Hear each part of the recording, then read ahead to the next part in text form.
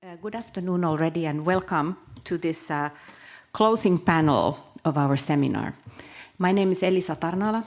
I'm from the Historians Without Borders organization and also a docent of societal history here at the University of Helsinki. And with our distinguished panel today, we've given this difficult but important task to reflect both the past and the future, and also thinking about the global context of today. We have asked the panelists to think about various topics that mix the current context with the future, knowing that many of them come from a background of history, and we've heard for the past couple of days many very interesting and good reflections about the past. So here is the task now, mixing future and past with the global context. For example, has the Russian-Ukrainian and the Israel-Palestine wars, have they changed the significance of the Helsinki Act? Do we reflect differently today in this particular context about the past and the future? Has 50 years or 50 plus years, have they changed? Or has this human rights advocacy been in vain, considering the current state of the world in declining democracy and much more conflict and tension than before? And was it in general, was it naive to believe that this cooperation and the human rights activism and advocacy could help build a more peaceful future? And we've heard various analyses during these past 4 days, actually. So which elements, this is the main question now for the panelists, which elements of the spirit of Helsinki could remain relevant today in today's discussion about security and cooperation? And before I let the panelists speak, I would like to introduce them. These are very short fragments of their CVs, but to give you an idea who will be speaking. First, we will have Rasa, and I might not be able probably to pronounce this right, but Rasa Juknevičienė. She's a former pediatrician and has served multiple terms in the Lithuanian parliament. And from 2008 to 2012, she was Lithuania's Minister of National Defense. And since 2019, she has been member of the European Parliament. And she currently serves as a member of the Foreign Affairs Committee and has been appointed by the Foreign Affairs Committee Standing Rapporteur for Georgia. And she's very actively involved in the EU committees focusing on cooperation with Armenia, Azerbaijan, and Georgia. This is Rasa, and I would go through the panelists before she speaks. Then we have Ladislav Kudrna, here on my right side, and he's the director of the Institute for the Study of Totalitarian Regimes in Prague. And as a historian, he worked for several Czech institutions, such as the Ministry of the Interior and the Office for Documentation and Investigation of Crimes of Communism.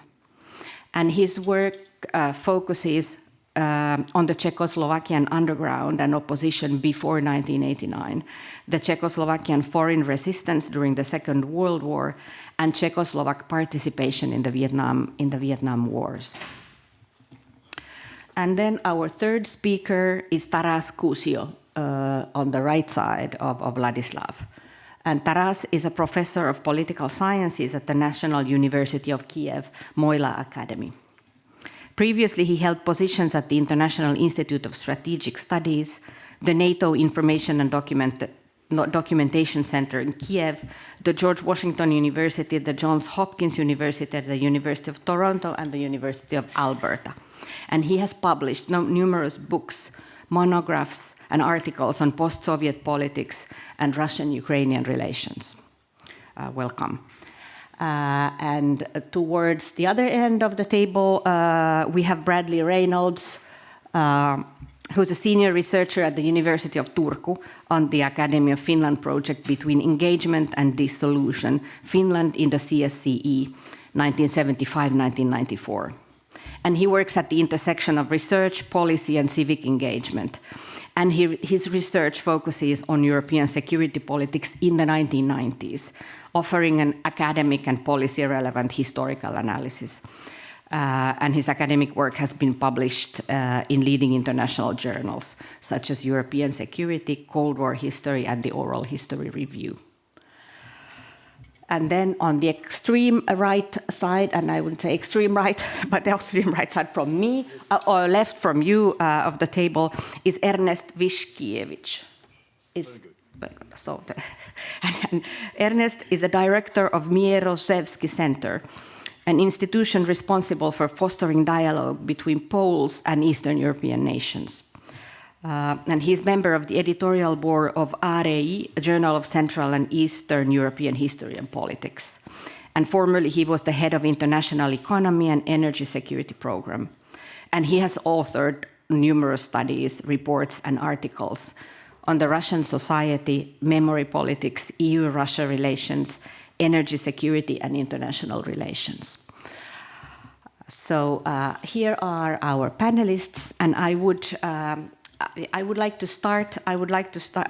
to invite Rasa to start.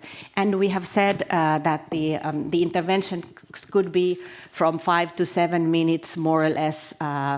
According to, we don't want to be cutting. If you have many things to say, you can be 7 or 8 or 9. But to keep your interventions more or less less than 10 minutes, so that there's space for discussions and other questions. And if you want to speak from here, Rasa, please. I think it's probably easier. Oh, and you? No. I'm sitting here. Okay. Thank you very much. First of all, thank you for the invitation. I was introduced, so thank you for that. But since my age is was many issues to mention in my political life, I would like to add something. I am most proud of one of my unmentioned works, which is historical one, I think, for Lithuania especially, and for the whole Europe. I am a signatory of the March 11th Act. I voted for the independence of Lithuania in 1990, when we managed to elect first during a free, fair election. And that was a very important event for the history as well. In the European Parliament, I am the founder and also coordinator now of the informal Remembrance group. And perhaps that is why I was invited here, because of our works also together with both pan-European platforms on remembrance, including this one. They are operating this important meeting today. As you know, not maybe everybody, we adopted several important resolutions in European Parliament on remembrance file, and I invite you to be familiar with them, including those about Ribbentrop-Molotov Pact, about one which was never mentioned before, article that the World War II was started by both sides, Stalin and Hitler, and so on and so on. And last one was the title of the resolution was about the using history as part of disinformation war Russia is conducting against Ukraine. And we mentioned that Ruski Mir is not new, but like a totalitarian ideology, which we know very well about from the history. When I am invited to historians' conferences, I always remember the skeptical attitude towards politicians who talk about history, and the opinion of many of them that history should be left to historians. There are also those in the European Parliament who think similarly, so it's not easy to include resolutions about the history into our agenda.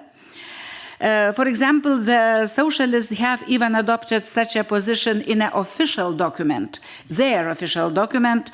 I would very much like to leave history to historians.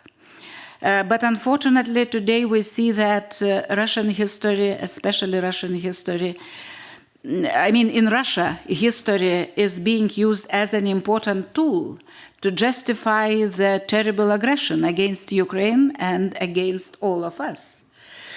But I am back to the topic of the panel. My main message is that, unfortunately, dictators are not subject to any international law, especially when we are talking about an imperial colonial state with nuclear weapons in their hands. I mean Russia, of course. The Helsinki Act is not either. On the contrary, they were trying, I mean USSR at that time, to use such agreements for their imperialist colonial purposes. It is worth remembering that just 4 years after the signing of the Helsinki Act, the USSR attacked Afghanistan. Afghanistan was not the subject of Helsinki Act, of course, but nevertheless, it was a huge bloody intervention just after they signed this act.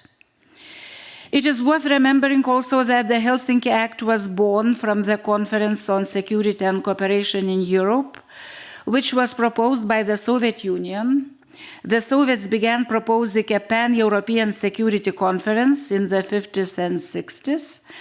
They wanted to consolidate post-war borders, especially division of Germany, legalize their influence in Eastern Europe, obtain economic and technological concessions from the West. And the Soviet interpretation was the Soviet regime claimed that the Helsinki Act legitimized post-World War II borders, including the incorporation of the Baltic states. At that time, I was in secondary school in my country, behind the on the another side of Iron Curtain. However, the West rejected this view, pointing out that the act included the right of nations to self-determination, and you know very well, I will not repeat them here, not wasting the time. From Lithuanian perspective at that time, it gave moral and political support to Lithuania's resistance. Yes, it was positive developments, and it was contributed to the international delegitimization of the Soviet occupation. We use this, not we, but brave people at that time from Lithuania, Latvia, Estonia, with the support of Russian dissidents, and that is also an important part of the history. Now, after 50 years, few remarks on the situation of today, and after Helsinki, 50 years after Helsinki. It is always easier to assess events 50 years later than while they are happening now, here. But I will try. 50 years ago, there was a united front of Western democracies versus the aggressive empire of the USSR, a tense period of the Cold War, fear of nuclear war. And what we have today? Today, on the European continent, we have a real, conventional war with hundreds of thousands of victims, a so-called hybrid war in the territories of European democracies, attacks against our political systems, even infrastructure, everything, and at the same time, the same fear of nuclear war. However, there are fundamental differences in terms of the division of the world. At least maybe beginning, or we will be able to overcome those differences, I don't know yet. On the one side, we have a coalition of dictatorships, Russia, North Korea, Iran, China, and on the other, unfortunately, but divided unity of democracies. The main and fundamental difference is that the United States is withdrawing from leadership in defending and protecting democracies in the world. This is not mentioned in the title and description of this panel, but it would be wrong not to mention the shocking demands from the US administration, a state that is a signatory to the Helsinki Act, to give up Greenland and join Canada and other messages we are concerned of.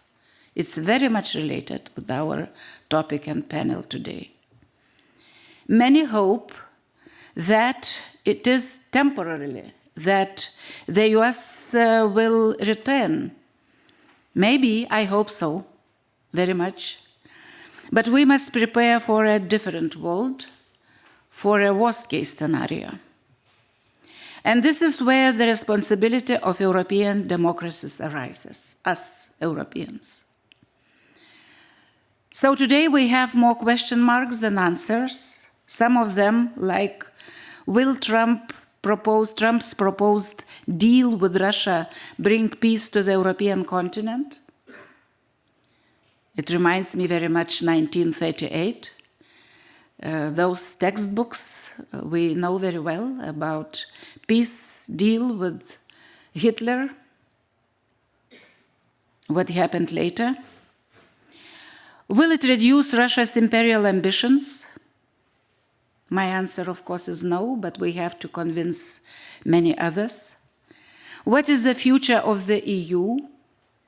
What is the future of NATO? What should our stance be so that in 50 years, I mean Helsinki, since the Helsinki Act, another generation of politicians and historians can be proud of our decisions today? You know, but I stop here.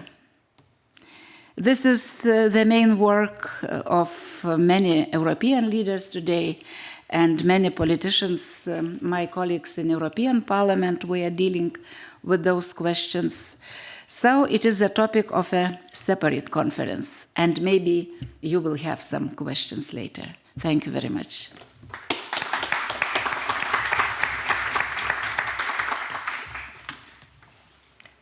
Thank you very much, and very important, this question about European unity.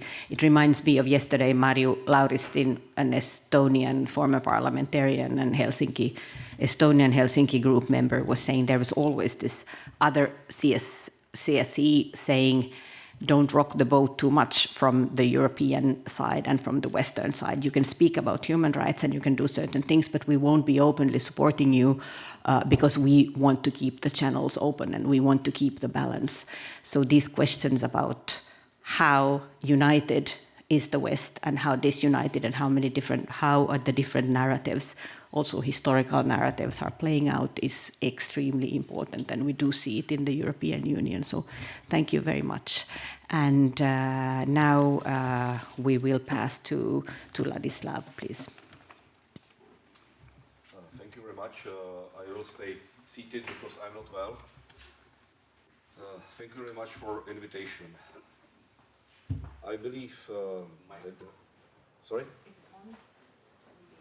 Oh, better? No?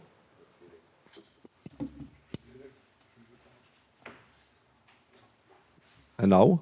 Yeah, better. Okay. Sorry. I will stay seated because I'm not well. Thank you for understanding. And thank you very much for the invitation. I believe that the fight for the human rights is always useful and right.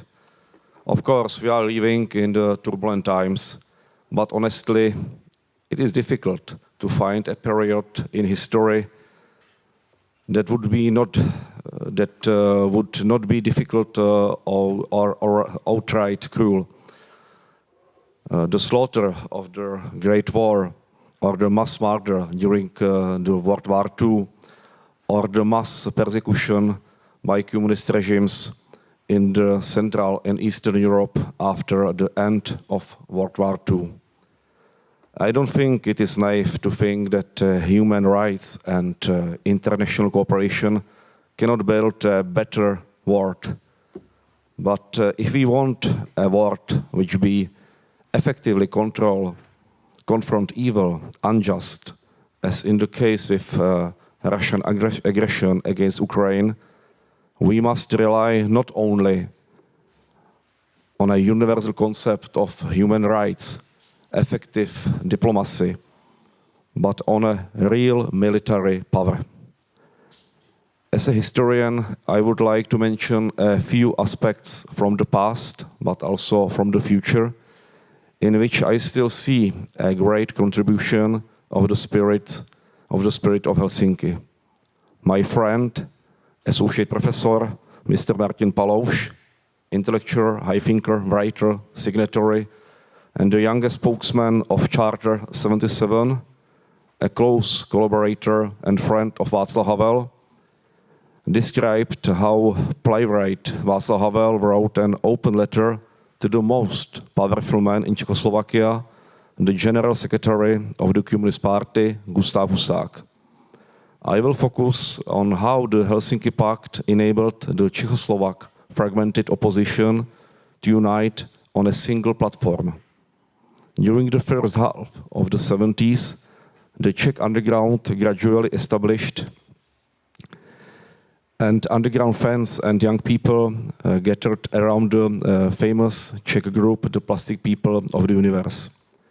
The spiritual leader of the band was Ivan Martin Rous, known as a magor. We can translate it, magor, from Czech to English like a crazy, lunatic, or eccentric man.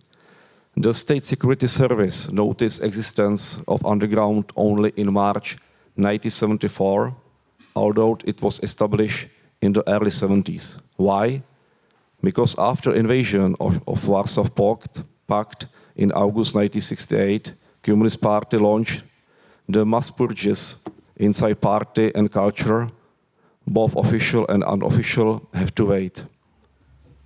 500 young people gathered in the small village Rudolfov near the town České Budějovice and were brutally beaten by the Communist Security Service. It has happened in March 1974. For both the underground and the communists, this accident was a turning point. The communist regime decided to establish special unit of security service for monitoring the internal enemies of regime, including the underground. Among other things, members of security service dispersed underground concerts and confiscated banned books, magazines, and so on. At the same time, in February 1975, Ivan Martin Rous completed a crucial text, the report on the Third Czech Musical Revival, which for thousands of young people represented a guide to how to live freely within an unfree regime, how to refuse to career inside the communist regime, but to things your own way, how to refuse to career inside of communist regime, but do things your own way, work as a stoker in the boiler room, and after work, run own music, own culture, and so on. In the mid of November 1975, State Security launched the special operation named the Band, which forever changed the domestic political map. The aim of the operation was to map and dismantle so-called defective big beat groups. In early March 1976, it was decided to organize deterrent show trial with the group the Plastic People of the Universe. The Czechoslovak media was full of reports about rotten Western music and hairy troublemakers around the group the Plastic People of the Universe. Václav Havel, philosopher Jiří Němec, and many other personalities preparing their defense. For example, famous Czech philosopher Professor Jan Patočka, poet Jaroslav Seifert, and Nobel Prize winner Heinrich Böll publicly expressed support to long-hair young people from the circle of the group the Plastic People of the Universe. During defense of underground, they can point to Helsinki Pact, which became part of the Czechoslovak legal system from the March 1976. As we know, third basket guaranteed human rights and civil liberties. Václav Havel soon realized that it would be a shame not to seize the opportunity and unite the fragmented opposition. The result was Charter 77. The unification of the opposition was the last thing the communist regime wanted. The unification of the opposition was very important for our future. Although it was a small group, by the mid of 80s, approximately 1,200 citizens had signed Charter 77, employing repressive forces until the fall of the communism. The existence of Charter 77 proved crucial, especially in November 1989. It is worth noting that most of the signatories came from the underground, approximately 40%. It may seem strange to us today, but some dissidents at the time considered the final act of the Conference on Security and Cooperation in Europe like a betrayal of the West. The Soviet Union had never appeared stronger than in the mid-70s, while the United States was dealing with the trauma of the Vietnam War and the aftermath of the Watergate affair. 30 years after the end of the World War II, Moscow finally achieved international recognition of its post-war borders. The Soviets considered their empire unbreakable forever. And the people of Czechoslovakia felt the same way. Thanks God, it wasn't true. Thank you.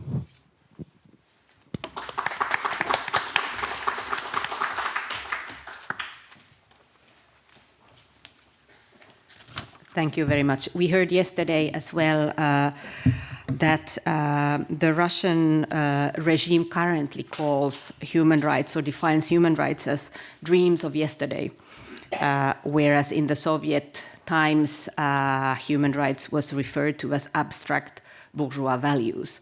And I think in Ladislav's presentation, the dreams of yesterday cannot be true. There's still so much going on and so much on the human rights discourse and both human rights activism that shows that these are not dreams of yesterday. And now the difficult task to show us that is for Taras, coming from Ukraine. Please. Hello. Yeah. Thank you for inviting me. It's a strange coincidence that speaking today is a day after Russia's National Day. It's not Independence Day because Russia never declared independence from the USSR, but it's called Russia Day. Russia Day coincided yesterday with 1 million casualties. 1 million Russian casualties in this war. This is 20 times more than the Soviet Union in Afghanistan over a decade. And it's more than the British and American military casualties in World War II combined. We should bear that in mind to put this into context. Today I'll be looking at the three baskets and reviewing each basket in the light of mainly post-1991. If we look at and assessing whether I think there's been a failure or some kind of partial success. If we look at the first basket, I would say it's been pretty much a complete failure, both from a Western point of view and also, of course, blaming Russia. Why? Well, from the immediate time of the collapse of the Soviet Union, Russia instigated and created conflicts in at least 4 countries, Moldova, Georgia, Azerbaijan. It tried to do it in Ukraine in the 90s and failed, but at least in 3 countries created these so-called frozen conflicts. And de facto created proxy regimes which Russia began to control. The West ignored this. I think another mistake was the independence of Kosovo. This opened up a Pandora's box. Russia continuously refers to Kosovo as, if Kosovo can become independent and self-determined, why not Crimea? Ukraine, of course, does not recognize the independence of Kosovo. But more recently, the West ignored Russia's recognition of the independence of South Ossetia and Abkhazia in Georgia in 2008. We tend to focus a lot on Trump, but this problem is actually deeper. Obama began this, shall we say, trend. A year after the recognition, Obama launched a reset of relations with so-called liberal President Medvedev. And then 2014, the first territorial annexation after World War II.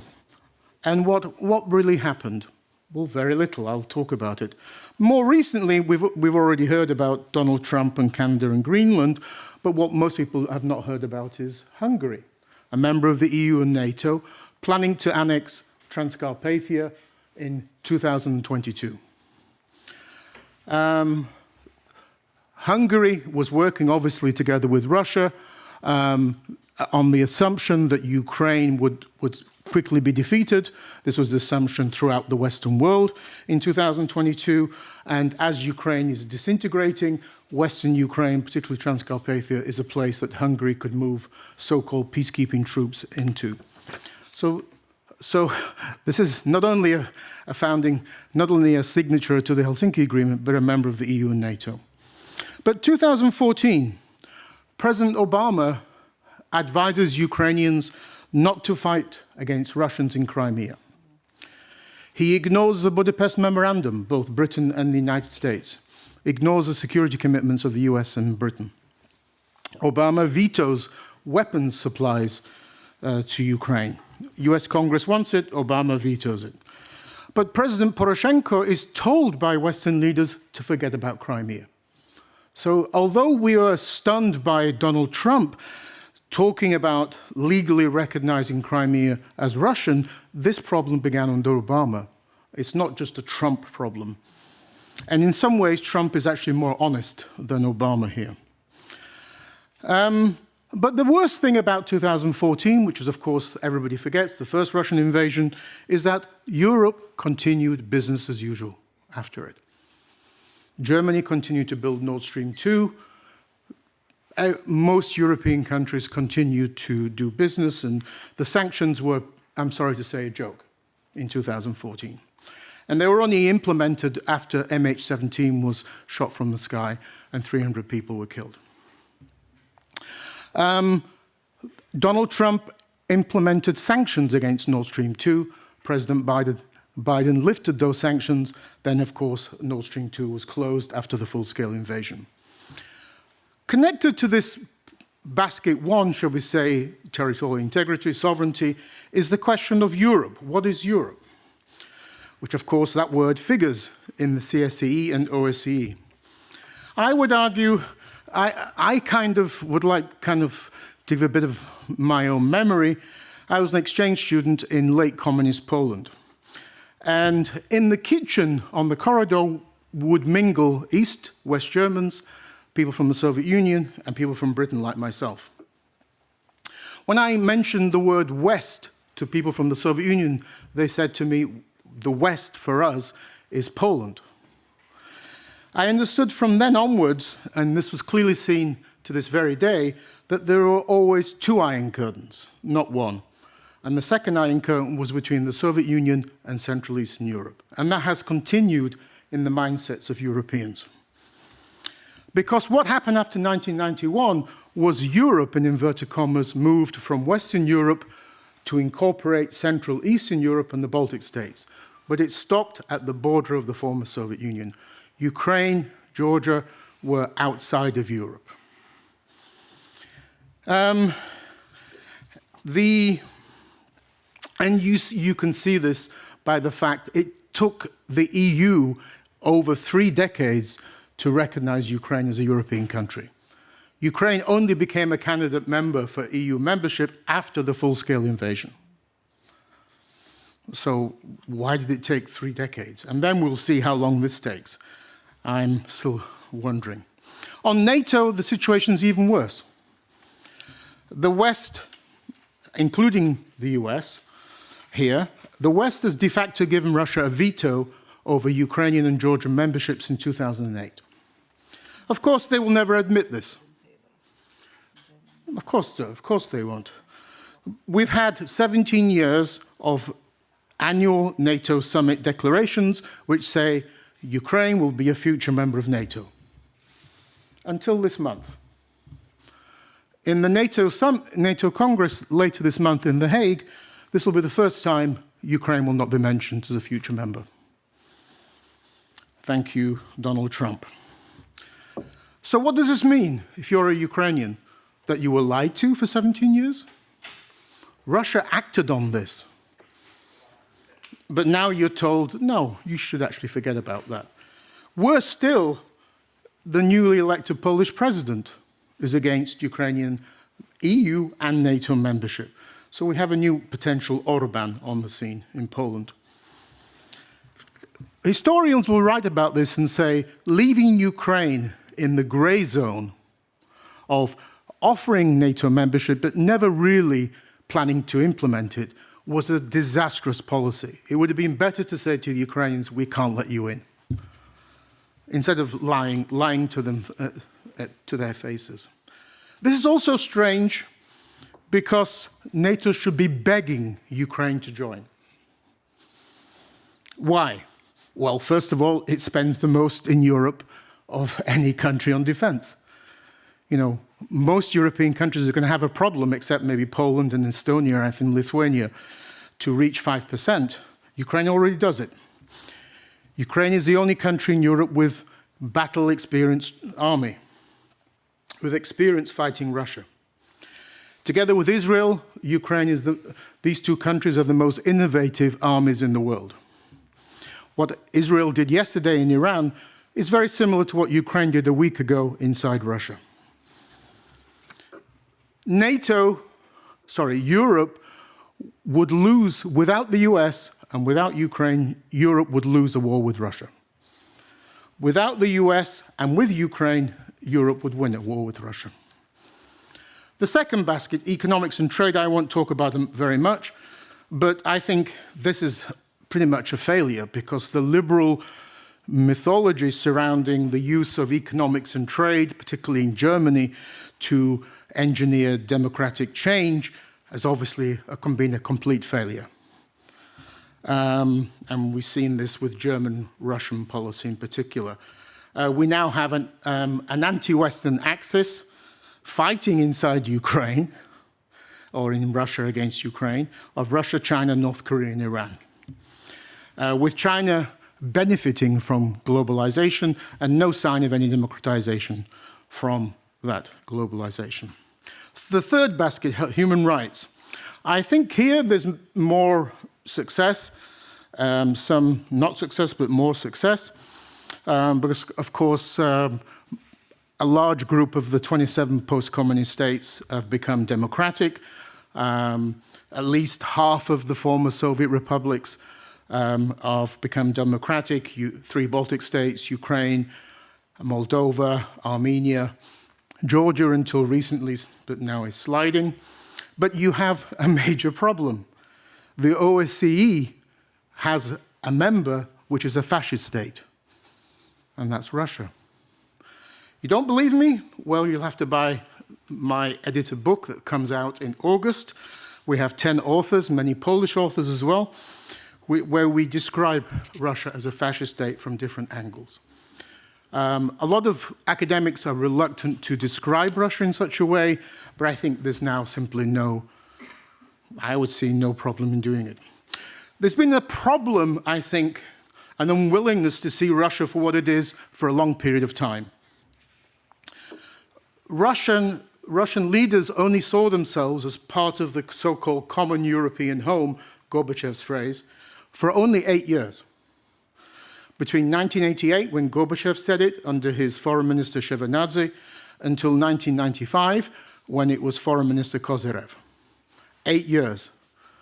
The rest of the time, either the Soviet Union or Russia has said, no, we're not part of Europe. But we've not wanted to accept that. Russia moving or evolving towards a fascist state and a military aggressive state, imperialist state, has been happening since 2012, since Putin returned to the presidency, after the musical chairs with Medvedev. And yet, after 2014, Germany and France somehow tried to sort of look at Putin's Russia as a kind of a normal country. You could sign documents with them, agreements with them, and Putin would stick to these agreements. If you don't have the rule of law inside your country, why are you going to abide by documents you sign? Obviously, you are not. So let's stop pretending that Russia will do that. But we still have the question mark in Europe. What is European? It used to be, I used to talk about Western strategy, but we no longer bring the US in here. What is the strategy towards this war? Is it a forever war that Europe fights to the last Ukrainian? Or is it that we want Russia's military defeat? Because I think the question is still out there. Some European leaders say we want Russia's military defeat, but not everybody. Ukrainians will not accept a forever war. They want the war over as soon as possible. Now, linked organizations to human rights, I think you could bring in the International Criminal Court, because I think there's probably the Spirit of Helsinki in that, or human rights in that as well, created in 1998. I think these kinds of international organizations have failed in this war, alongside, of course, the United Nations, International Red Cross, and such like. The Ukrainian Prosecutor's Office has collected 160,000 war crimes in Ukraine.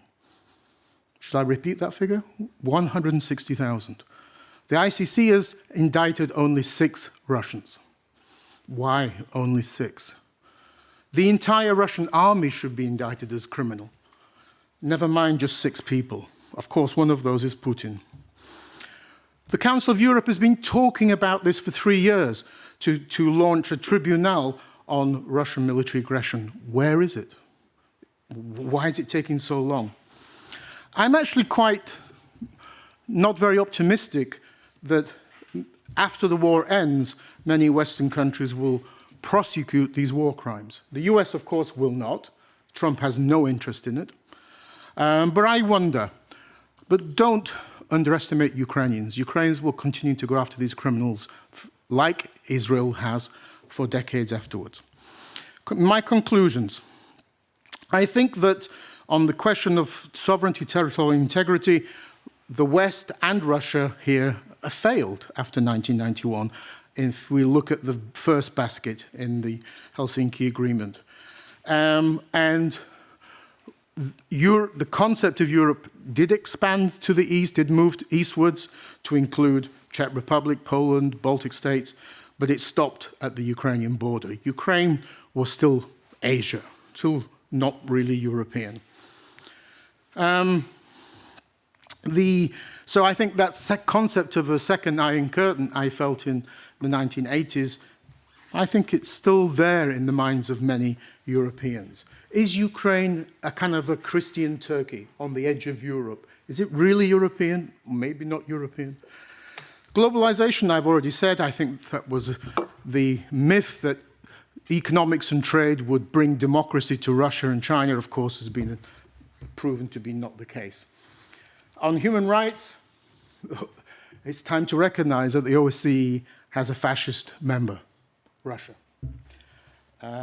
and deal with that country as a fascist state that it is.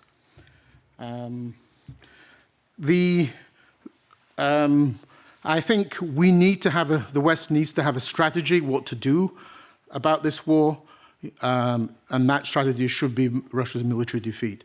If Ukraine is defeated and Russia is victorious, forget about Helsinki values. Forget about the international order that we've seen since 1991, that many countries, Czech Republic, Poland, others, have benefited from.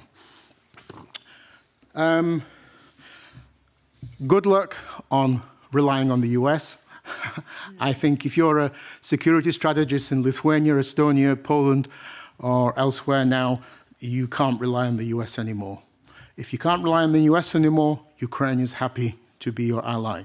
But you can't keep closing the door in Ukraine. On a final note, President Zelensky, the Ukrainian president, said a few months ago that if you don't want to let us into NATO, then we have to build nuclear weapons. And that is the danger here. Because this is an existential war for Ukraine. Russia is seeking genocide.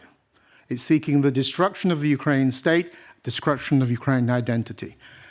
If NATO continues to block Ukrainian membership, then expect to have an India-Pakistan situation in Europe. Good luck.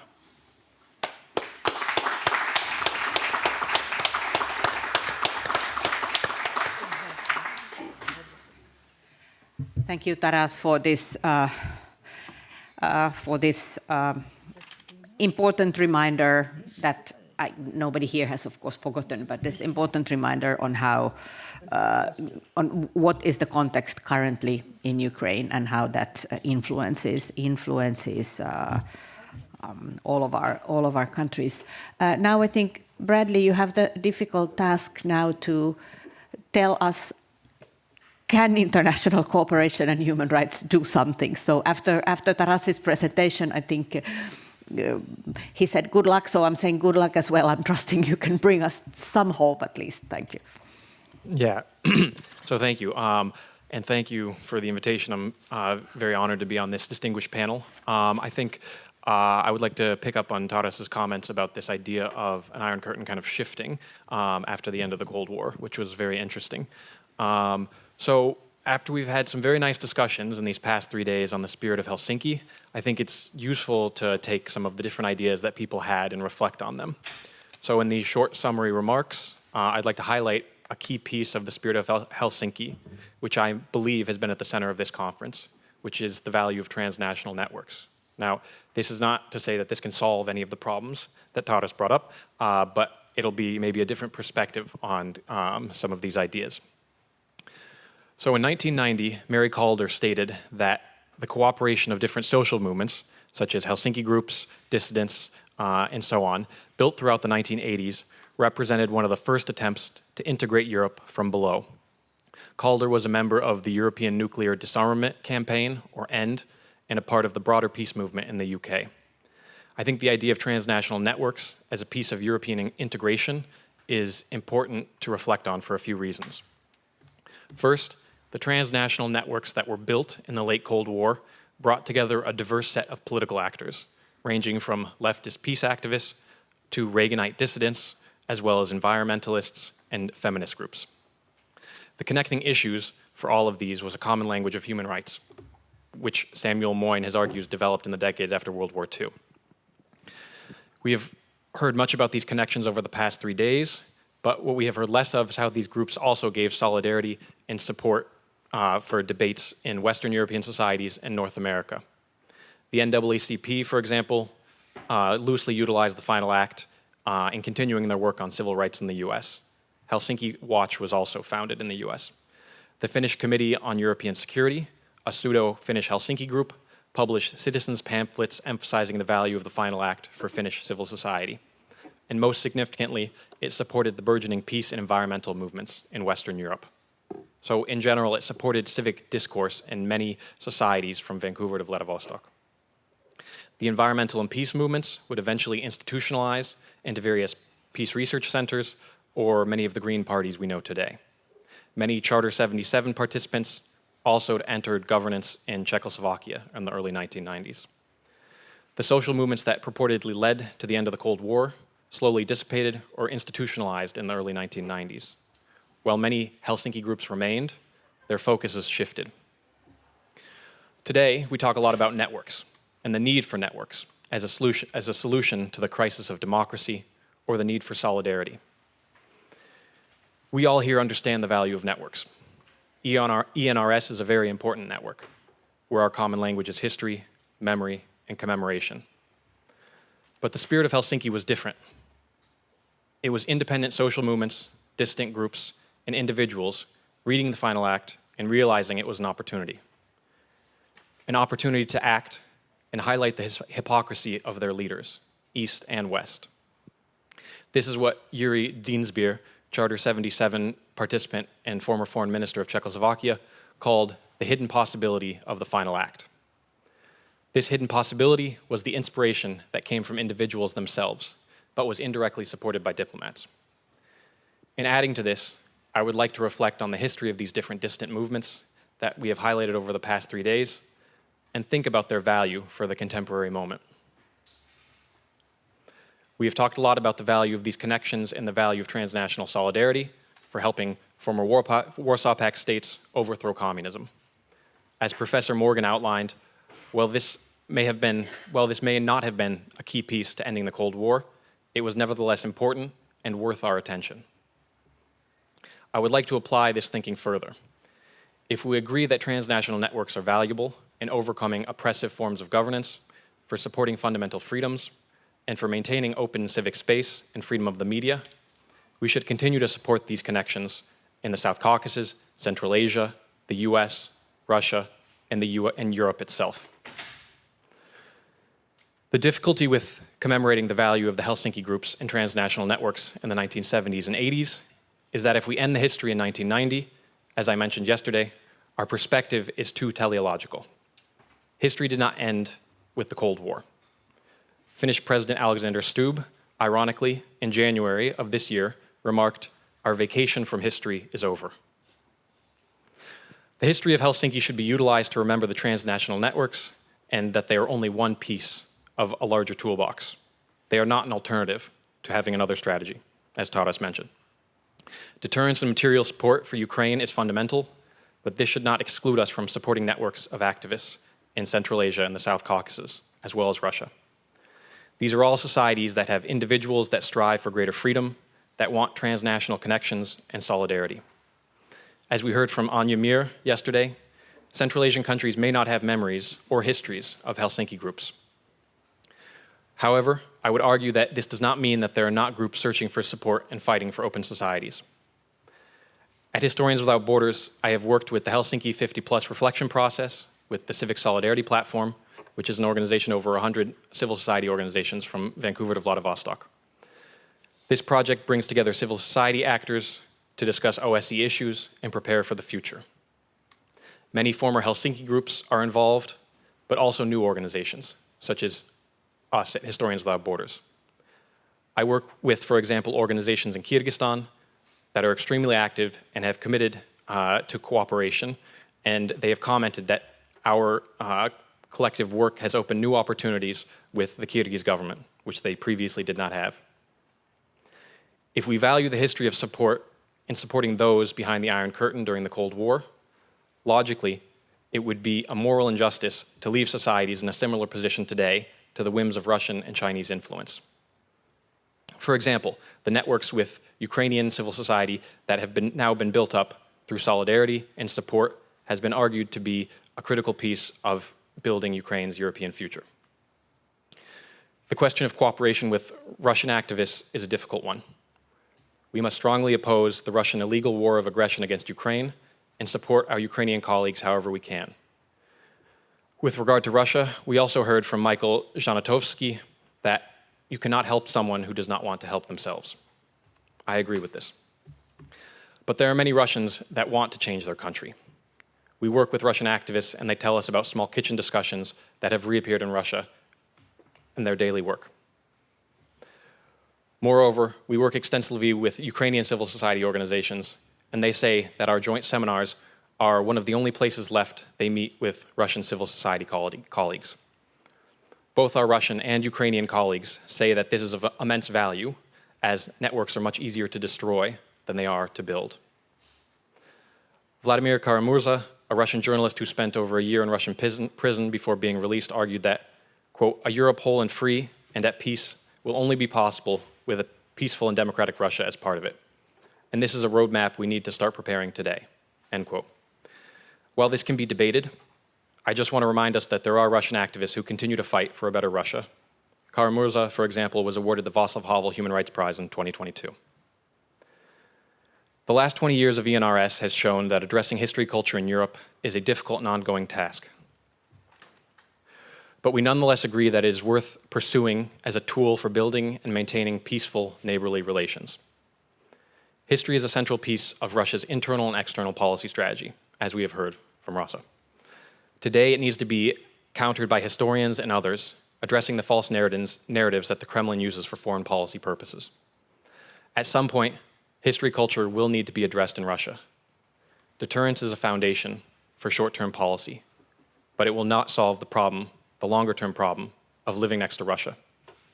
At some point, Russian society will need to engage in some type of reconciliation of its own history politics, or what the Germans might call Vergangenheitsverbildung, if it is to be cooperative with Europe. This should be a condition for any post-Ukrainian settlement.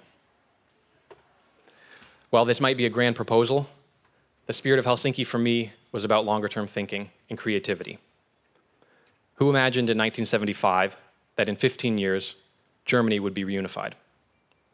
Who imagined in 1975 that in roughly 25 years, former Warsaw Pact states would be EU members? Therefore, I would like to end with this.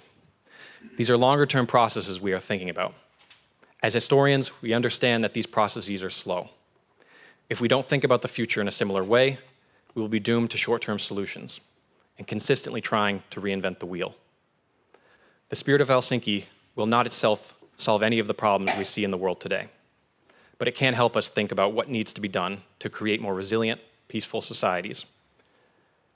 This may not be a linear process, but it is still worth working towards. As we have heard over the last 3 days, the Helsinki Spirit is a process. I myself see value in supporting this process, in supporting those who work for a more just and peaceful world, whoever they may be.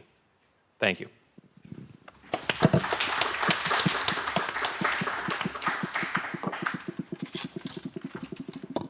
Thank you, Bradley.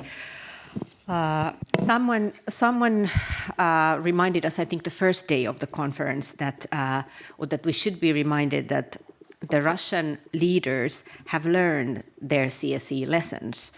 They don't want the civil society cooperation. That's something that in 1975 might not have seemed so dangerous.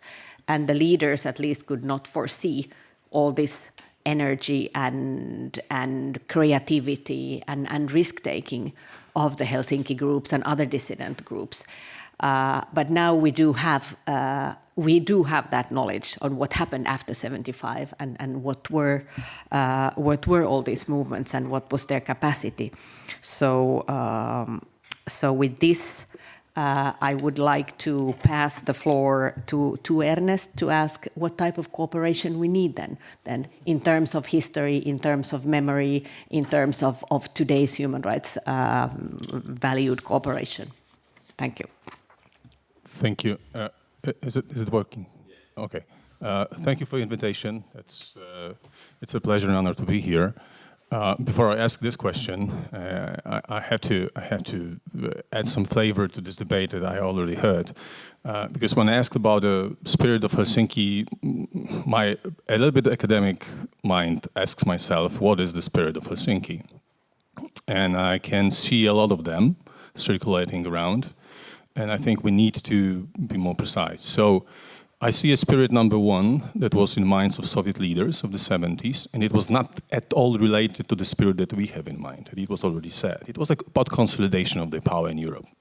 And the first basket at that time, actually, its paradox, was supposed to protect Soviet interests. Inviolability of borders. Which borders? Not Soviet-Polish border. It was about the Iron Curtain for once and for all.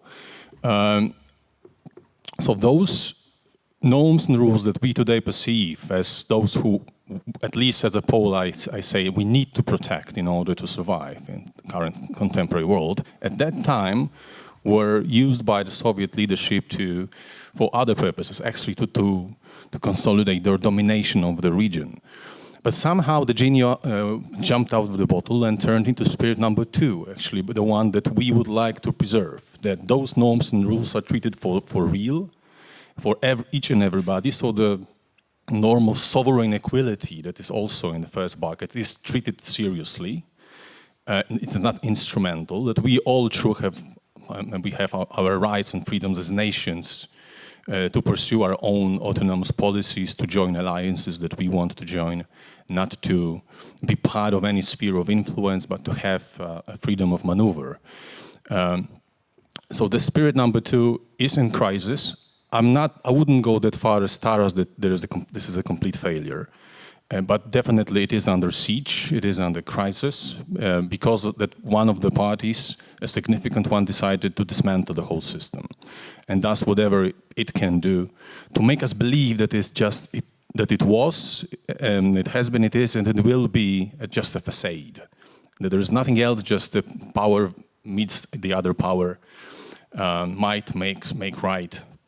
And this is the world actually that Russia, but not only Russia, would like us to believe that it is the true and real international reality. Why it is not a complete failure? Because it is still, the fight is going on. And Ukraine is the battlefield. There are some other battlefields in the world, but Ukraine, from Polish perspective, from European perspective, is the focal point. It should be. Because the battle over the spirit of Helsinki, I personally would like to preserve is there. But Putin also has his spirit of Helsinki in his mind. If you look into a Russian ultimatum of December 21, that was supposed to push NATO back to 1997, but when you look at this fake Istanbul negotiations that are being sold by some in academia as a true effort to find peace in 22, also is a sort of a sign that no, Ukraine is ours. Ukraine has a right to exist only under Russian boot. This is also sort of a spirit of a fake spirit of Helsinki, the spirit of Helsinki #1 of Soviet times, to use it for instrumental reasons to again draw the lines on the map, so as not to be trespassers by others, to have control over whatever they in Kremlin see as a legacy of Russian or Tsarist or Soviet Empire. This is, in a sense, also rooted in the spirit of Helsinki debate, because it takes this instrumental approach of Soviet leadership and applies it to the current circumstances. So this is the situation that we have been in. There was a lot of important things said when it comes to the fact that defense and deterrence are now the true names of the game. So if we want to defend the spirit of Helsinki as we see it, then it requires support for Ukraine, it requires defeat of Russia. It requires standing up to what we have been seeing. Otherwise, we are doomed to fail, and that's obvious for me. But it is not that until it is pronounced that. So I wouldn't. Why? Because as a matter of fact, when you look into many Russian statements, propaganda, whatever, their general objective is to make us believe that it's all of we are talking about international law, international norms, a rule-based order is a fake. It's the sort of makeup that we put on our faces in the morning, each and every of us here in this part of the world. But sooner or later, it turns out that this is just a facade. There's nothing underneath. But it's up to us to decide whether this is true or not.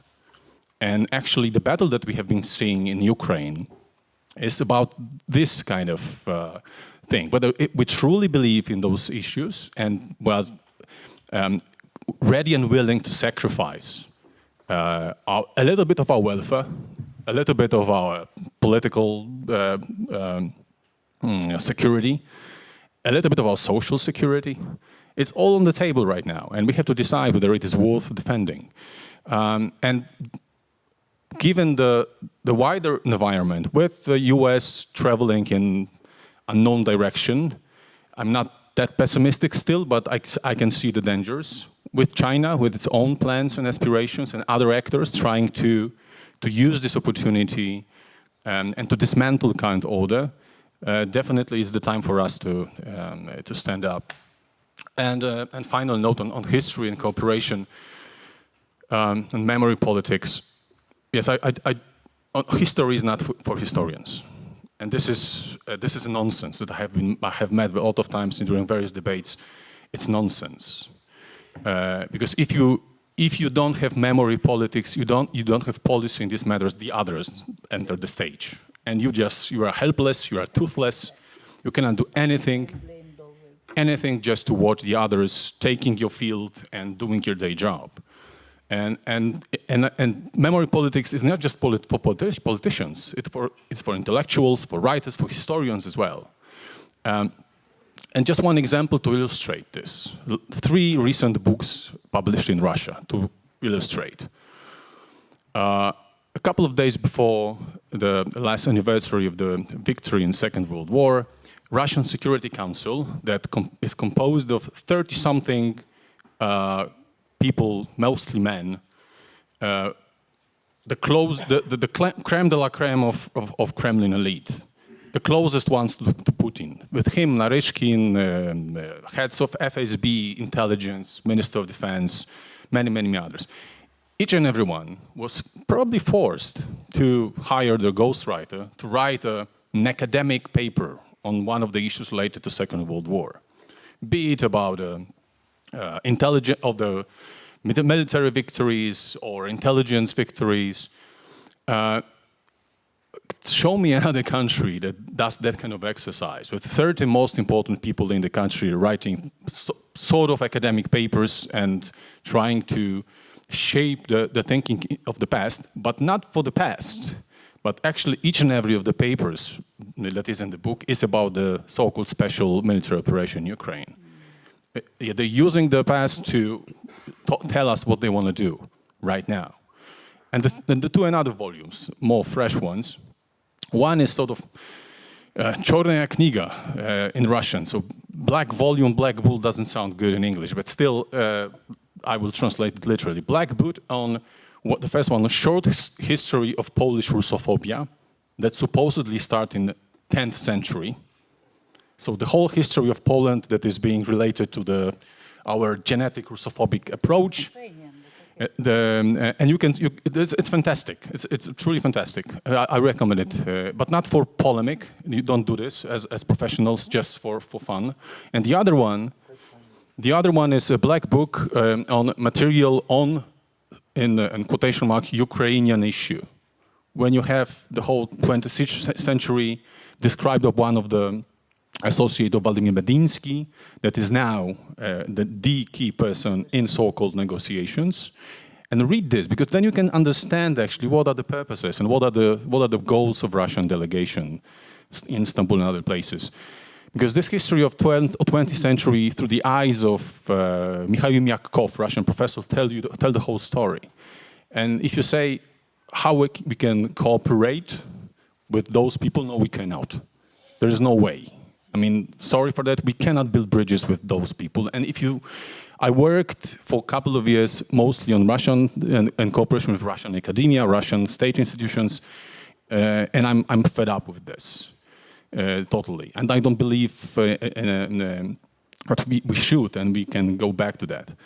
But we need to be aware that for them, this is one of the key issues, not just to develop, to consolidate their power within Russia, but also to project it on the others. And they're using this, the last point, they're using this feeling that I always had in the West, that, well, those people from Central Eastern Europe, they're obsessed with history, they just speaking about this all the time. It matters. It truly matters, and you can see it on this political domain how Russia uses it to impose its will and power. Thank you.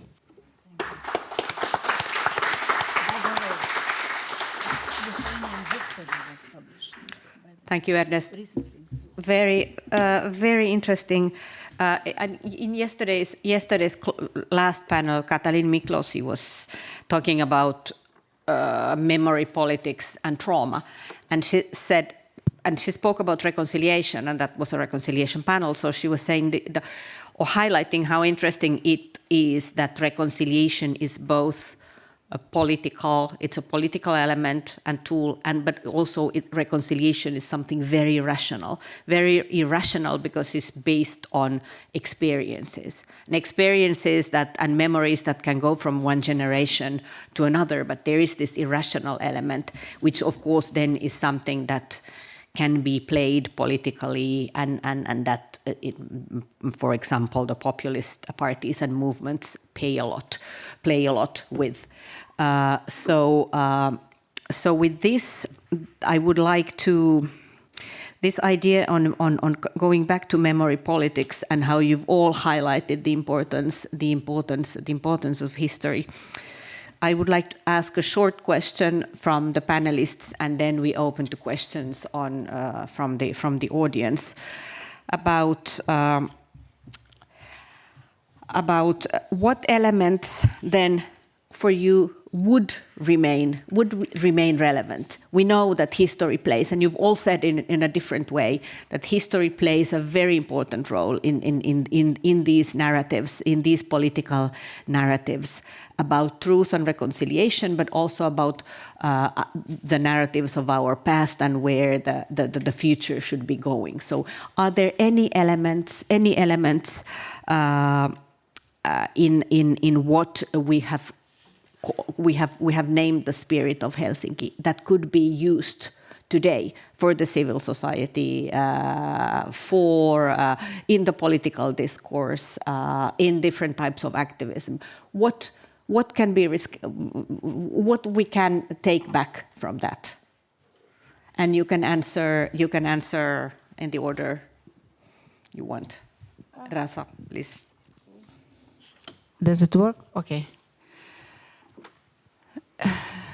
Difficult question, and I don't know if I must be a politician not saying something but not answering the question as many politicians used to do, but maybe I will take different approach.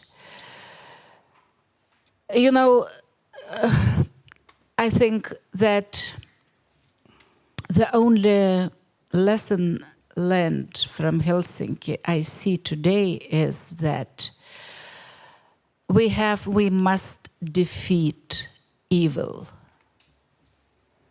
It is not like to make concessions or to make deals with this evil, I would say, in this name. For me, Russia of today, Putin of today is like Hitler and Stalin together in one. And that's why I don't believe in any Helsinki spirit dealing with evil. We just simply must defeat it, like Ukrainians now are doing. Otherwise, it will be, my imagination is very tragic for the future. Sorry to say so, but this is what my feeling is today.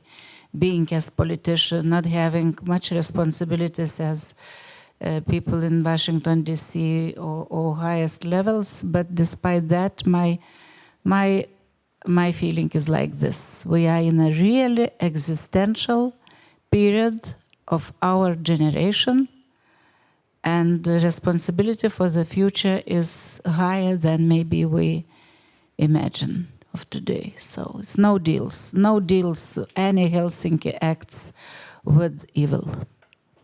Thank you. And very important to hear this, of course, the politician's perspective and the decision maker's perspective here. And I think what I more meant perhaps as well was, is there anything in the Spirit of Helsinki that we can do from the side of the civil society, side of the movements, organizations, activists, historians? But regardless, I think Rasa's point is very important. There is this other level as well that talks about really the acts and the Helsinki process as it was at the highest political level. But who else wants to contribute? Ladislav, please.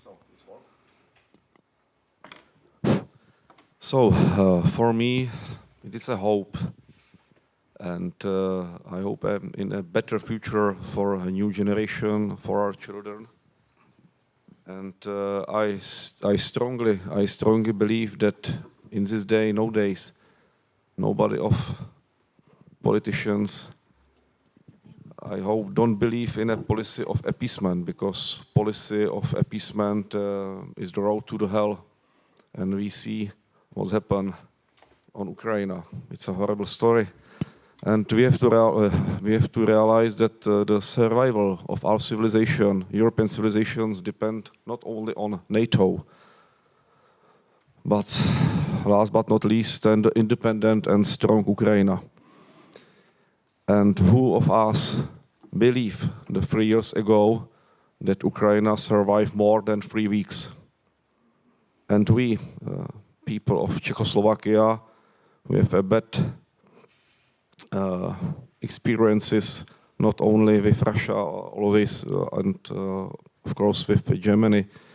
And I think that you know about the Munich Agreement 1939, and it was all catastrophic for our nation. Not only catastrophic. I think it was the main catastrophic from the Munich Agreement was immorality and breakbone.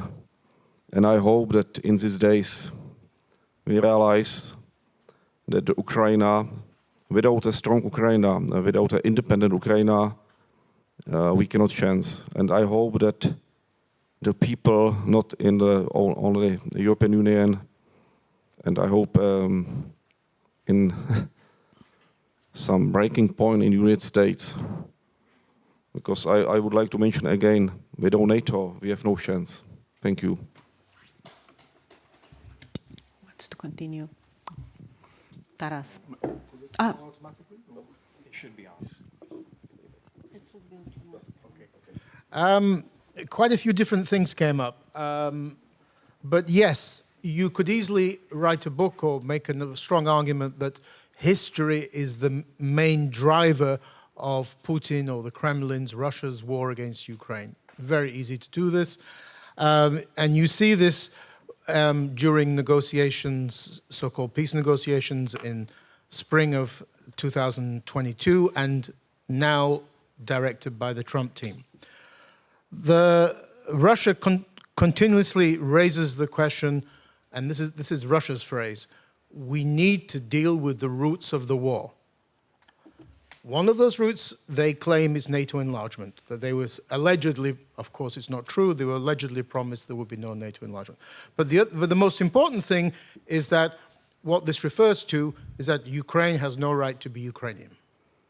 Because in the spring 2022 draft peace agreement that Russia proposed, and remember that the head of the Russian delegation is Medinsky, who's the head of the Russian Historical Society. This is how history is front and center. Medinsky helped Putin write his long Mein Kampf essay in July 2021. In this so-called draft peace agreement, which has been revived by Russia this year, there are 3 pages of Ukrainian legislation on language, culture, education, religion, and memory politics that Russia demands be annulled. This tells you that why history is important. The problem, though, is that when the Russian team say to the Trump team about the roots of the war, the Trump team go, huh? Are you talking about root beer? Because they have zero understanding of what Russia is talking about. Not only that they don't understand the history of this part of the world, Trump brags about not reading books. I mean, yesterday he said that 55 million people died in Russia in World War II, and Putin was fighting. Putin was born in the 1950s. And I've tried to publish articles about this question of the roots of the war in American publications like Foreign Affairs, Foreign Policy. They're not interested. It's too deep. We in the West are living in 21st century postmodern world. Russia is living in the 19th century. And I think for many in the West, they just can't get their heads around where Russia is. On the Russian, this going back to your question, the Russian opposition, I would, you're very optimistic, and it's good that there are people who are romantic and optimistic. Where is this Russian opposition? Do you ever see it? I'll give you an example. In the Cold War, the Ukrainian diaspora in Western Europe, or then Europe, the biggest one was in Britain, where I grew up. It was 30,000. Every weekend, either on their own, Ukrainians, or together with Lithuanians, Latvians, Poles, we would be outside the Soviet embassy protesting. Hunger strikes, protests, big demonstrations, literally every weekend.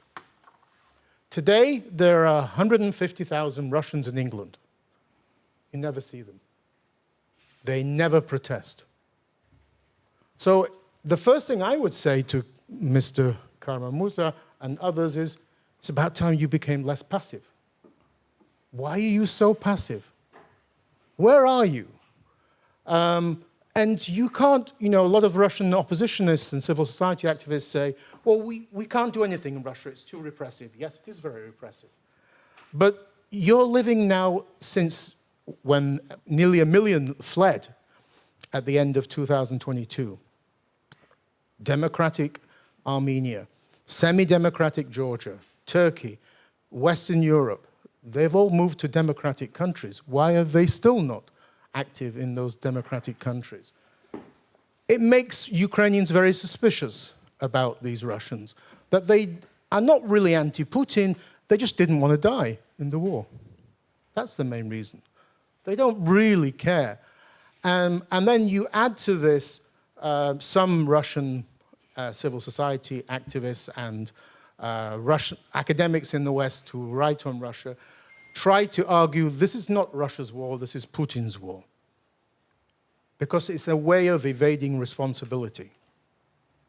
This is not true.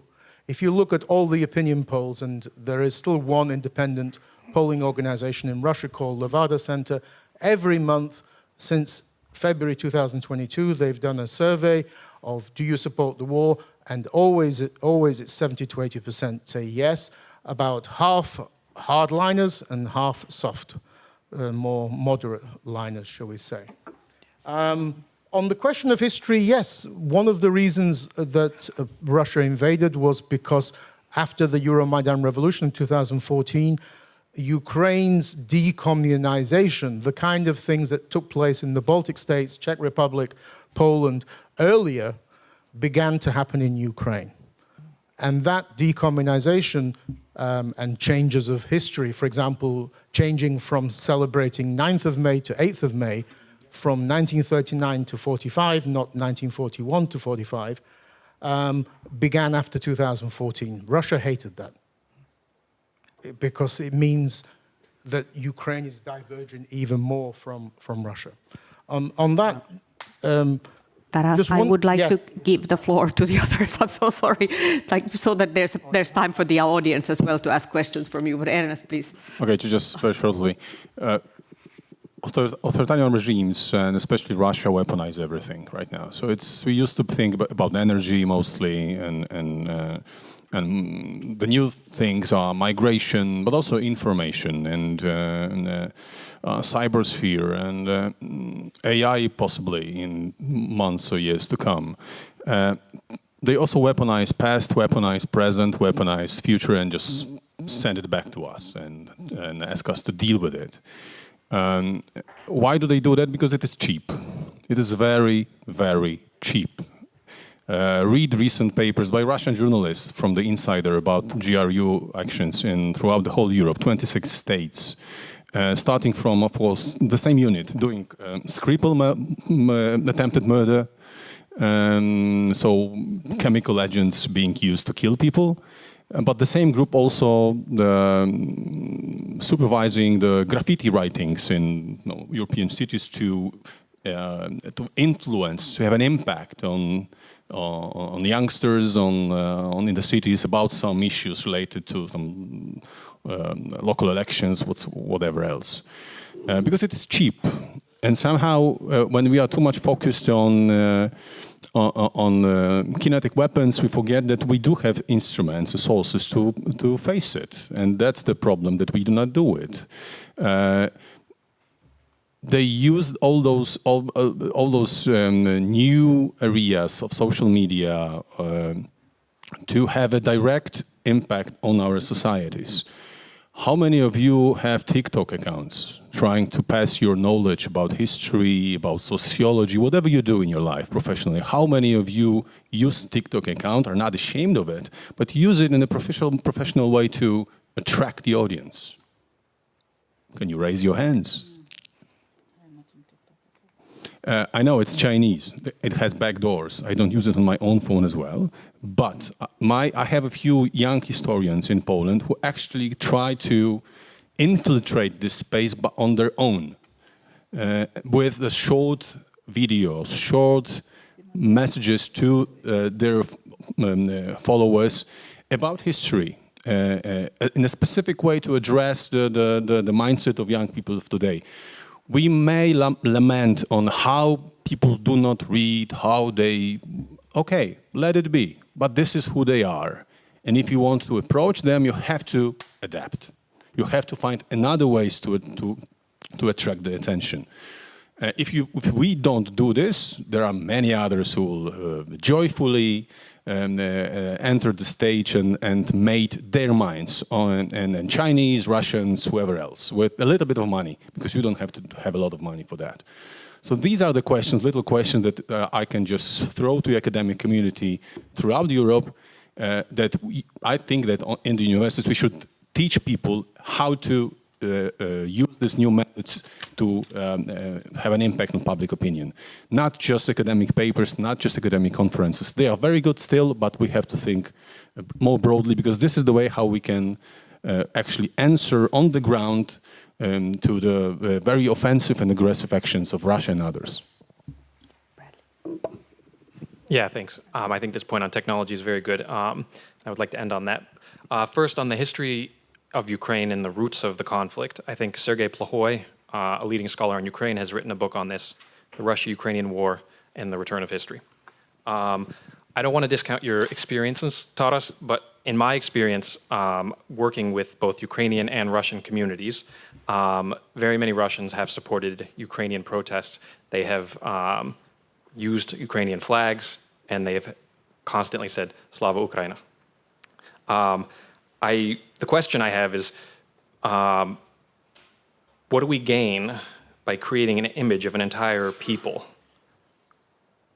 So that's just the point there. I'm not trying to say we need to cooperate with the Russian state or that all Russians are like this, but I think I'm just asking for a bit more complexity in this discussion. On history politics, yeah, I think we all agree here that history is political, and this has been one of the shortcomings of Europe and many academics in the last maybe 10 years or so, is the Russian state has very visibly shown that they can mobilize history politics for their benefit, for their foreign policy objectives, and also for influencing publics. There's a very good ERC project at Zeus in Berlin on how Russian diaspora communities are influenced by historical narratives from the Russian state. And I think that's the big question now, is what is the reception of these historical narratives among communities? And how does the Russian state try and mobilize them with history? We have a good book at Historians Without Borders called The Use and Abuse of History. If you're interested, let me know. This is many historians talking about exactly these issues. And I think that there is a need for the combination and the cooperation of history and politicians, because history inherently is a tool to help you imagine different futures. I think Philip Zelikow, a former US diplomat and historian, has said that the past should not be used as lessons, but it should be used to create creativity in policymaking for imagining new futures. And I think this is also a very prominent tradition at the Belfer Center in Harvard in terms of applied history, where they have taken in decision makers and taught them about history and how to use history in decision making and the value of this. And I think that this is a good way forward, as Ernest highlighted, the use of technology, the influence of publics, and what we can all do more to kind of use history in supporting resilient societies. The point from a historian's perspective was that we should maintain some credibility standards, and I think that there have been a historical foundation of these in academia, but they can be discussed and improved, especially on the presentation of history and how it is consumed by publics. So again, that's something we should improve on. And diplomats have consistently told us that it's our fault, historians' fault, that Russia has such impact with its foreign policy narratives of history. So we need to have a whole of society approach and mobilize many voices in addressing this issue. Thank you. Can I add something, one sentence? Okay, if it's one sentence, and then we can pass to the question. Just few moments, because it's very good brainstorming for me as well. listening to you. Thank you very much for this History for Historians, saying and giving very good message on that. Look, on the roots of the war and on this History for Historians, I think, yes, it is a problem that Putin and Kremlin and this country is using history as a tool. But on the other side, when we have politicians without any historical background, without knowing history, nobody is responding in a clear way. Look what happened in Washington, D.C. and everywhere. I don't think that current administration, people there know very well the history. That's why there is no answer. So we have to talk about this, and I'm thinking maybe about special seminar or special conference in the European Parliament with the title about the history for historians and how much politician must have to know this. Because the answer is very clear about the roots of this war.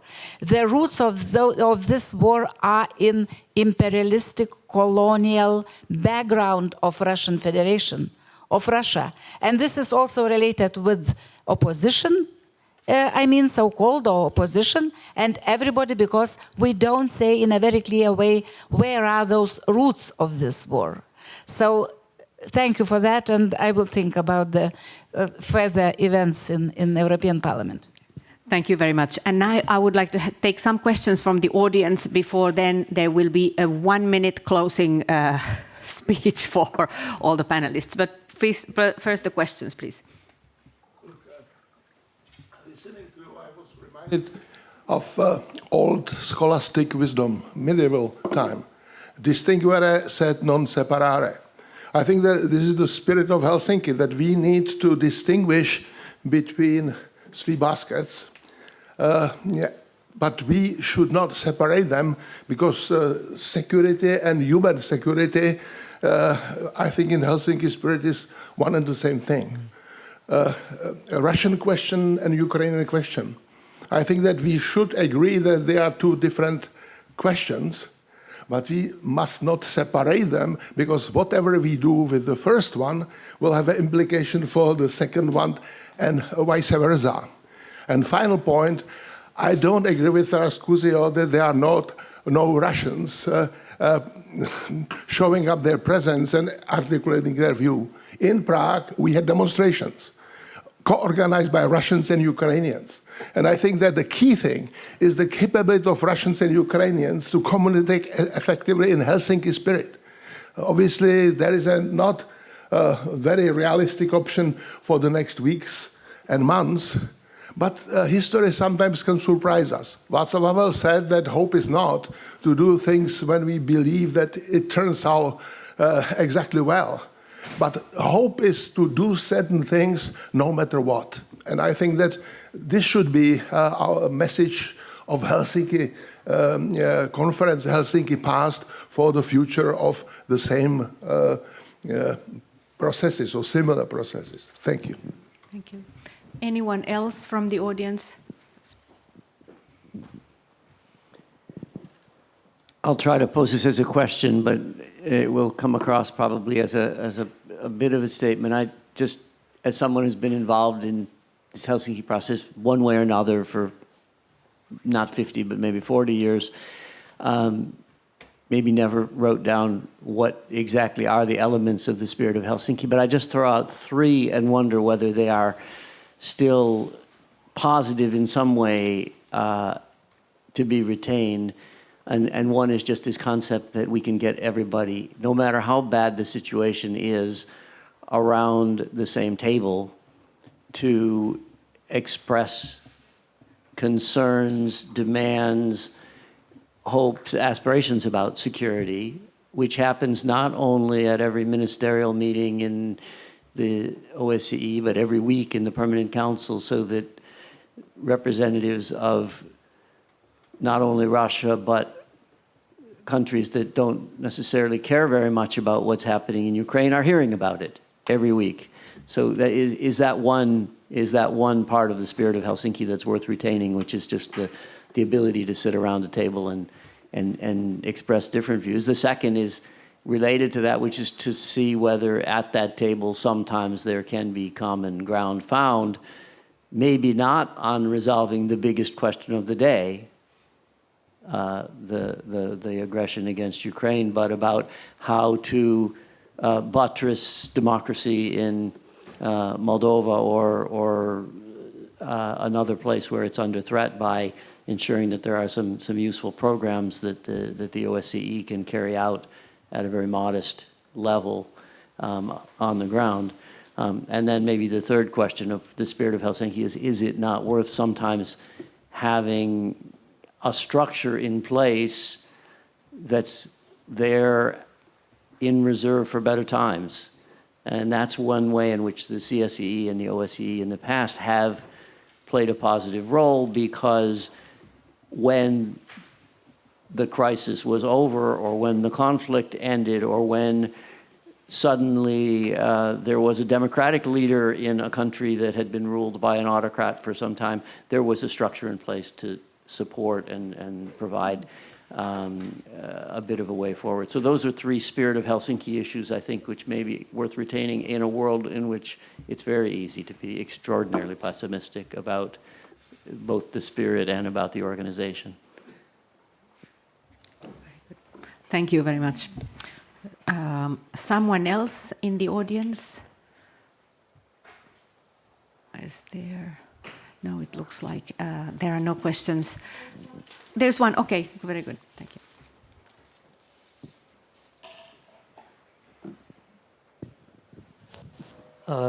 Thank you for giving fantastic speeches. I have a question. I'd like to ask what impact or inspiration can the Helsinki Final Act bring to some current potential conflicts, such as the North Korea and South Korea conflict and the Chinese mainland Taiwan conflict? Thank you. Thank you. Yes, in the concept of the panel, we talk about global conflicts and other conflicts, but this has been, yes, quite centered in Europe. Does any one of the panelists want to answer this question, because it's an important one?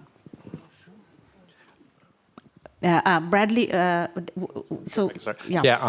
just picking up on Doug's point, thank you. Yeah, I think this is a valuable point, and it should be reiterated that when we talk about the Spirit of Helsinki, it oftentimes is associated with the OSCE, but as former Finnish President Niinisto used it, it doesn't always have to be associated with the OSCE. And so this is, again, the question that Ernest brought up is, what do we mean when we talk about the Spirit of Helsinki? Specifically talking about the OSCE as an institution, I think this is a larger discussion about thinking about the OSCE as one piece, one tool. It's not the solution, it's just there. And the more options you have, the more opportunities you have to create policies at different points in time. So having policy options is very important, in my opinion. And I think the OSCE offers that at a relatively low cost.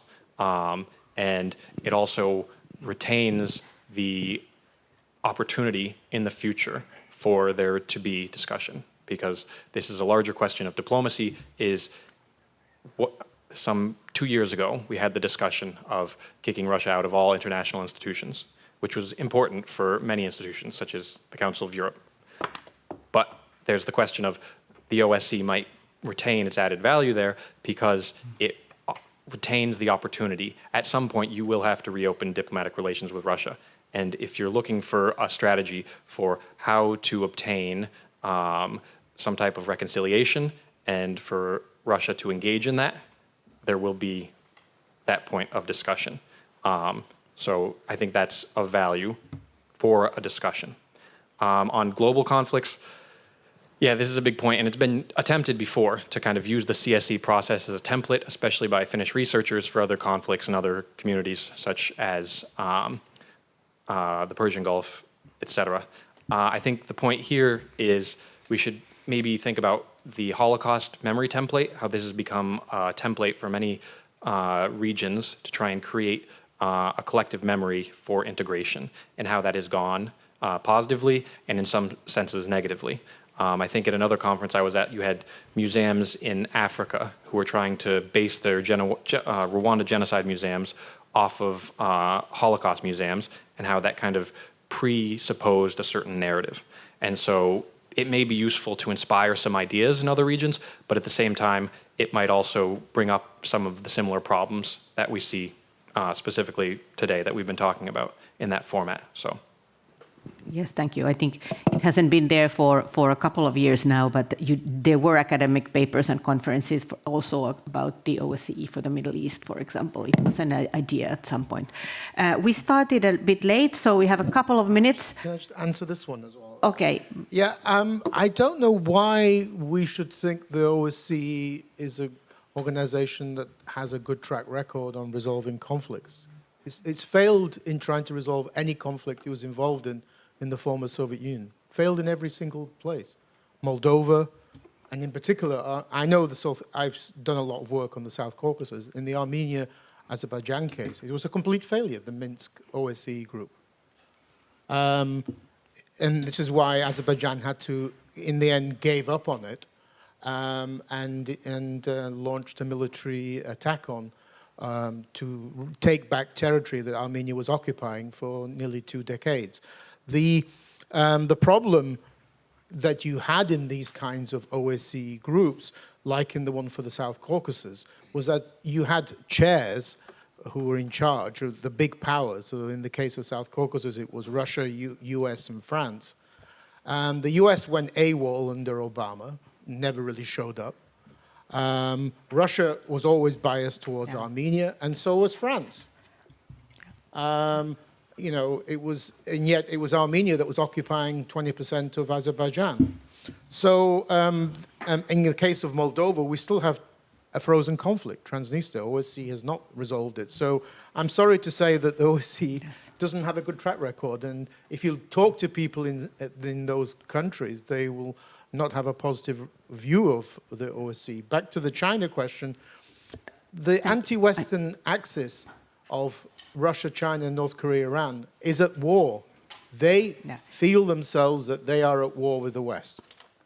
I'm sorry, Taras, but we need to close the event soon. So is there any one of you? I think Ernest and Ladislav has not. Do you want to say in 1 minute your final words? I know it's a little bit short, but it's already past 2 o'clock. So, yes, so just 1 minute, just to follow up to what Taras said.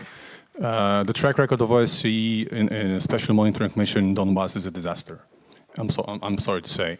And this feeling that we need to have just a table set up for future is a nice one, but we need to have actors actually willing and ready and willing to negotiate and be there in good faith.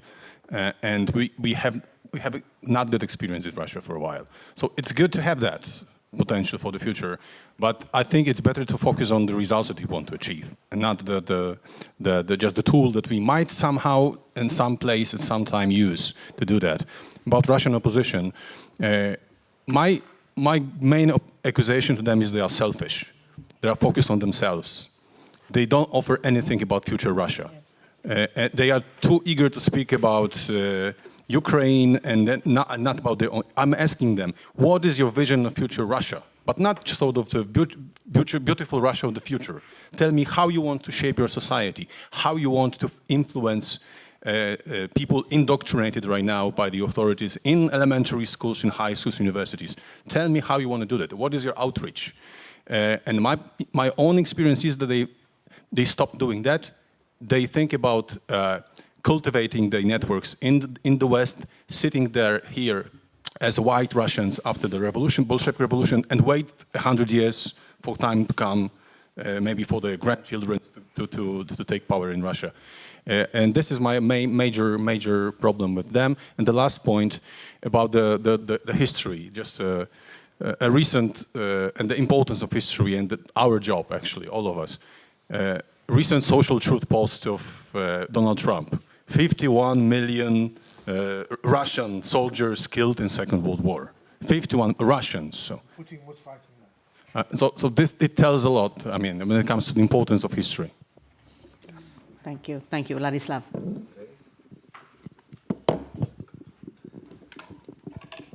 Okay, so it will be short. So, good luck. History is history. We heard that history is a tool, and it's abusing by a totalitarian regime. So I believe we have to. I mean, historians submitted a new generation, non-distortion essence of the totalitarian regimes. I think it is necessary. Thank you. Thank you. So now it's Bradley. You have 30 seconds so that we finish at 2:10, as we started a bit late. And just to say shortly, to remind everyone that the OSCE doesn't have a budget. When it had a budget, it was somewhere around 100 million euros, which is relatively minor. And for the amount of money that was actually put into it, I think there's a long list of small successes it had. I mean, election observation, it's the golden standard for election observation from Vancouver to Vladivostok. It developed small arms and light weapons policy that was very fundamental in Yugoslavia after the Yugoslav wars. It was very fundamental for implementing the Dayton Peace Accords and the democratic aspects, which NATO could not implement. And for many Central Asian states, it's the only link that exists to Europe. So, yeah. Well, okay, but this is really, it's 4:09, so you have your minute here. Okay, so very good point on strategy on Russia. Yes, opposition and they don't have strategy on Russia, but ask the question if we in the West, we have strategy on Russia. And that is the main problem, because then those powerful countries, they are afraid to help Ukraine to defeat this regime, because they are afraid to defeat Putin's regime, because they don't have strategy for the future. And many think that Russia will remain always the same. It means that we will be back to business as usual. So this is also our problem, not only Russian opposition problem. And I will be back the same as I mentioned in the very beginning. My main message is that unfortunately dictators are not subject to any international law. That's why all those institutions, including OSCE and others, are used by dictators as their tool for fulfilling their demands. So thank you very much for everything. It was interesting to listen to you and to know you. Thank you very much, and let's give an applause to our panelists.